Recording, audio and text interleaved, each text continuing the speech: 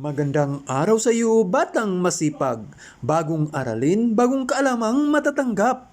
Ating tatalakayin ang pagbibigay ng angkop na pamagat sa isang talata at tekstong napakinggan at binasang ganap. Pagbibigay ng angkop na pamagat. Sa araling ito, matutunan mo ang most essential learning competency o MELC na nakapagbibigay ng angkop na pamagat sa isang talata at tekstong napakinggan. Pero bago natin simulan ang pagtalakay sa bago nating aralin, subukan mo munang sagutan ang paunang pagsubok. Sa unang bahagi, basahin at unawaing mabuti ang talata. Piliin mo ang letra ng angkop na pamagat ng talata. Isulat ito sa sagutang papel. Ang new normal ay tinaguriang panibagong kabanata ng ating buhay.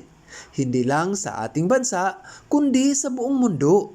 Layunin nito na matugunan ang mga pang-araw-araw na pangangailangan ng lahat ng tao. Kailangan natin sundin ang social distancing at pagsusuot ng face mask kapag lalabas ng bahay. Nakakapanibago ang ganitong sitwasyon, subalit ito ay dapat nating sundin upang tayo ay maging ligtas. Sa kalaunan, tayo ay masasanay din sa pagsunod sa new normal na pamumuhay at tayong lahat ay umaasa na babalik sa dating sitwasyon ang ating buhay. Pangalawa, tweet, tweet, tweet. Isang maliit na tinig ang gumulat sa pandinig ni Aling Angge, isang mamamayan na nakatira sa Baysa. Laking gulat niya nang sipatin ang pinanggalingan ng tunog dahil nakita niya ang buhay na sisiw mula sa rasyon ng mga itlog ng kanilang barangay. Hindi lang isa, kundi maraming itlog ang nabuhay. Dahil dito, nagkaroon siya ng mga alaga na kalaunan ay maaari niyang maibinta at mapakinabangan. Ang pag-alaga ng hayop ay isang magandang libangan ng pamilya dahil ito ay nagbibigay ng ligaya at nakakatulong pa sa pamilya. Pangatlo, nagbago ang lahat sa isang iglap. Maraming tao ang nawalan ng trabaho dahil sa hindi inaasahang pandemic na nangyari sa buong mundo. Maraming nagutom at nanlumo sa sitwasyon dahil sa biglang pagbabago sa paligid. Marami rin ang hindi nakaranas ng graduation ceremony sa eskwelahan dahil bawal lumabas upang sundin ang community quarantine na mahigpit na ipinatupad ng gobyerno. 2 buwan na ang lumipas, subalit wala pa rin kasiguraduhan kung kailan babalik sa dating buhay ang lahat ng mamamayan. Higit na pinag-iisipan ngayon kung paano ang pinakamabisang paraan upang ang edukasyon ay maisulong sa paraang ligtas ang mga mag-aaral at guro. Ang mga magulang ay nahirapan ngayon magdesisyon kung papasukin ang kanilang mga anak o titigil muna dahil wala pang bakuna ang COVID-19 hanggang sa kasalukuyan. Napakahalaga ng pag-aaral, subalit kung may ganitong sakit sa paligid ay napakahirap pakipagsapalaran dahil hindi natin nakikita ang kalaban. Mahalaga ang pag-aaral, ngunit mas dapat ingatan ang buhay dahil isa lang ito at hindi na maaari pang ibalik kapag nawala. Maraming nais ipatupad ang DepEd upang matugunan ang new normal sa edukasyon, subalit ang lahat ng ito ay maigting na pinag-iisipan pa ng mga nakatataas na opisyalis ng kagawaran. Ang lahat ng pagbago ay isa ang dahilan, ang COVID-19. Para naman sa pangalawang bahagi ng paunang pagsubok, ibigay ang angkop na pamagat.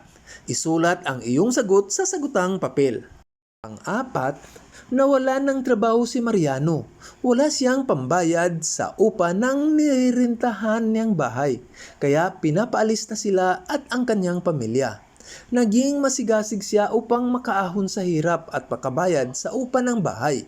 Nagtinda siya ng mga gulay, ulam at kakanin at iba pa. At panglima, isang malakas na bagyo ang tumama sa lugar ng Samar. Dahil dito, naubos ang lahat na pananim na gulay ni Mang Kanor, kung kaya't napaiyak na lamang siya nang makita ang sitwasyon. Upang matustusan ang pangangailangan ng kanyang pamilya, nagtanim ulit siya ng mga gulay at prutas, Habang hinaantay niya ang pagbunga ng kanyang mga pananim, nagtinda siya ng mga isda, karni at uling sa tapat ng kanilang bahay. Masipag si Mang Kanor, kung kaya't anumang unos ang dumating ay kakayanin dahil sa kanyang taglay na sipag at tiyaga. Kumusta? Ilan ang nakuha mong score sa paunang pagsubok? Kung ang nakuha mo ay 4 o 5, binabati kita. At kung 3 naman pababa, huwag mong mabahala, paunang pagsubok lamang ito. May pagkakataon ka pang ipakita ang iyong galing sa mga susunod pang mga gawain. Ngayon naman ay magbalik tanaw tayo sa nakaraan nating aralin. Panuto, basahin ang isang dokumentaryo tungkol sa mga batang mangyan na nakatira sa Setio Nasoa, Bungabong, Oriental Mindoro at sagutin ang mga kasunod na tanong. Halina't sabay nating basahin. Daang Ilog, dokumentaryo ni Car David sa Eyewitness. Biyernes ngayon kayo wala sa klase si Ligawon at ang kanyang mga kaibigan.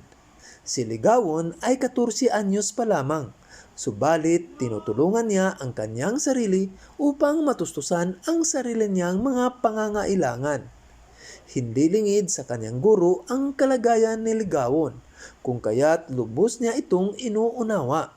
Magaling na mag-aaral si Ligawon, ang patunay ni Ginoong Arnold Reyes, katutubong guro sa paralang elementarya ng Bangon sa Oriental Mindoro. Tuwing Biyernes, kailangan malangalakal ni Ligawon upang may pambili siya ng kanyang pagkain at iba pang pangailangan dahil wala na siyang magulang na susuporta at aasahan pa. Si Ligawon kasama ang kanyang mga kaibigan na sina Erwin, Marvin at Noel ay nagbubuhat ng mga saging at kamote mula sa bundok upang dalhin sa mababang lugar at ibenta ito sa mga nag-aantay na mamimili. Piso bawat kilo ang bayad sa kanilang binuhat. Hindi alintana ang panganib sa daan, pagod at hirap sa kanilang ginagawa. Bagkus masaya niya itong ginagawa upang mayroon siyang pambili ng pagkain sa araw-araw. Mahirap ngunit kailangan niya itong gawin. Ngayon, subukan mo nang sagutin ang mga sumusunod na katanungan. Una, ano ang ginagawa ni Ligawon tuwing Biyernes?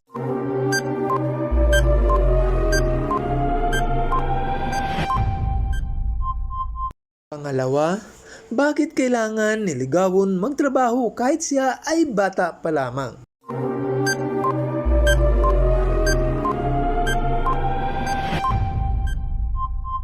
Pangatlo, magkano ang bayad sa bawat kilo ng kanyang binubuhat?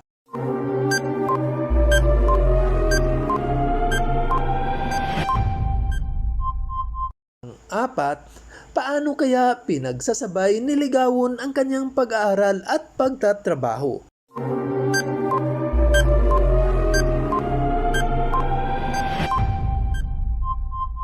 At panglima, ano ang paksa ng teksto?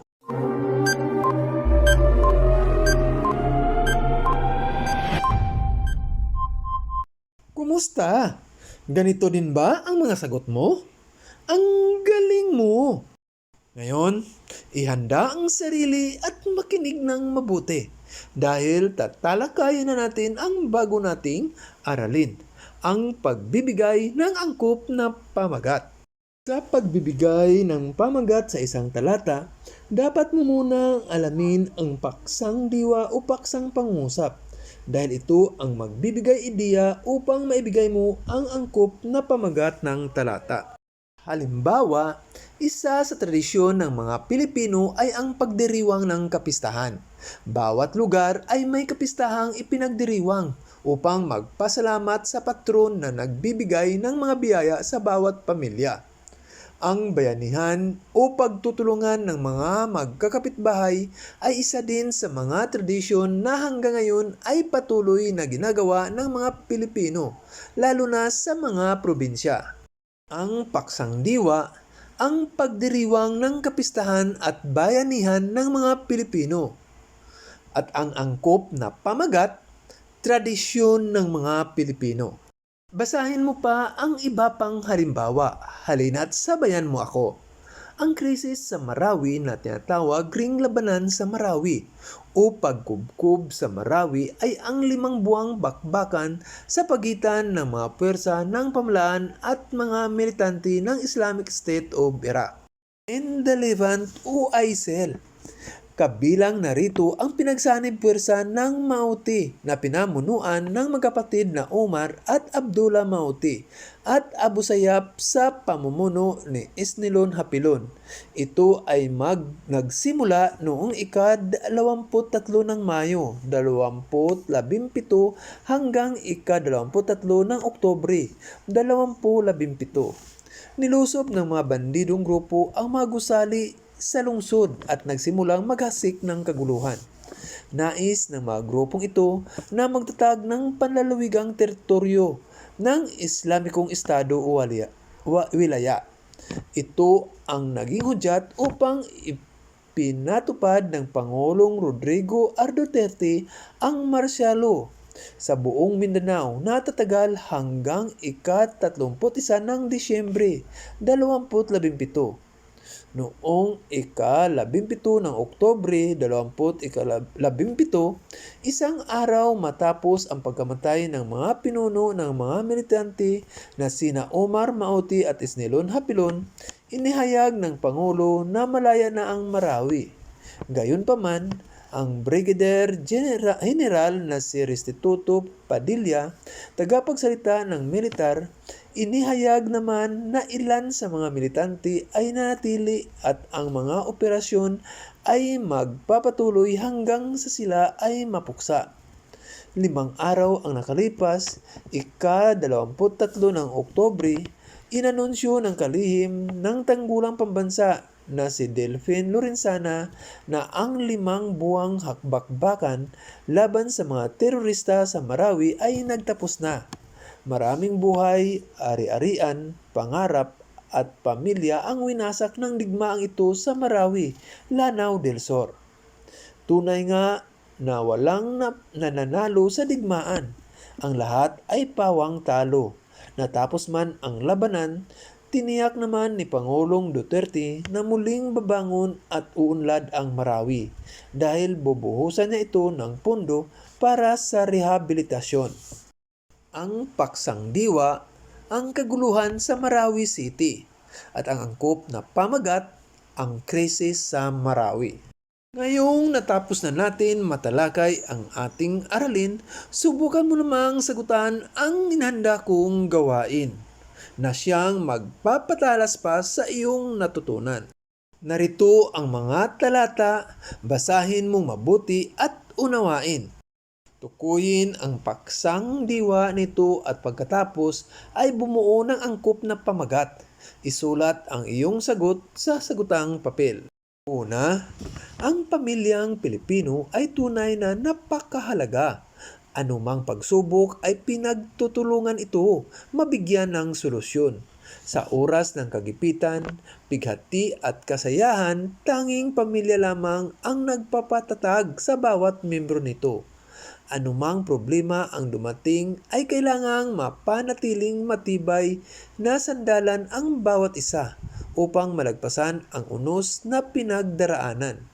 Sa panahong ito, mas lalong nasubok ang katatagan ng isang pamilya, kapitbisig at sama-samang nakikibaka sa paglaban sa pandemya. Tunay nga na ang pamilya ang pinakamatatag na bahagi ng komunidad. Ito ay biyaya na galing sa Diyos na dapat ingatan at lalong pagtibayin ang pagmamahalan upang higit na madali ang landas na tatahakin ng bawat membro nito.